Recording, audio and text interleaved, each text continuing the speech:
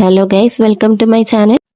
അപ്പോൾ ഇന്നതേ ഞാൻ ദേ ഒരു ചൂട് സമയത്ത് കുടിക്കാൻ പറ്റിയ അടിപൊളി ഒരു ഡ്രിങ്കുമായിട്ടാണ് വന്നിരിക്കുന്നത്. പക്ഷെ അത് എന്നും കുടിക്കാൻ ഞാൻ പ്രൊമോട്ട് ചെയ്യില്ല, വളരെ അപൂർവമായിട്ട് വല്ലപ്പോഴും മാത്രം. അതെന്താണെന്ന് നമുക്ക് ഉണ്ടാക്കുമ്പോൾ കാണാം. അപ്പോൾ അതേ മോജിറ്റയാണ് ഞാൻ ഇന്ന് ഉണ്ടാക്കുന്നത്. ഇത് ഉണ്ടാക്കാൻ വളരെ സിമ്പിളാണ്, പ്രത്യേകിച്ച് ഒരുപാട് ഇൻഗ്രീഡിയൻസിൻ്റെ ആവശ്യമൊന്നുമില്ല. കുറച്ച് നാരങ്ങ നീര്, പിന്നെ അതേ നമ്മുടെ ഒറിജിനൽ പാഷൻ ഫ്രൂട്ടാണ്. അത് ഒരു പാഷൻ ഫ്രൂട്ട് സിറപ്പാക്കാൻ വേണ്ടി ഞാൻ കുറച്ച് നേരം ഒന്ന് പഞ്ചസാരയിൽ ഇട്ട് വെച്ചിരുന്നു. അപ്പോൾ ഒരു സിറപ്പ് പോലെ വരും. അതും കുറച്ച്.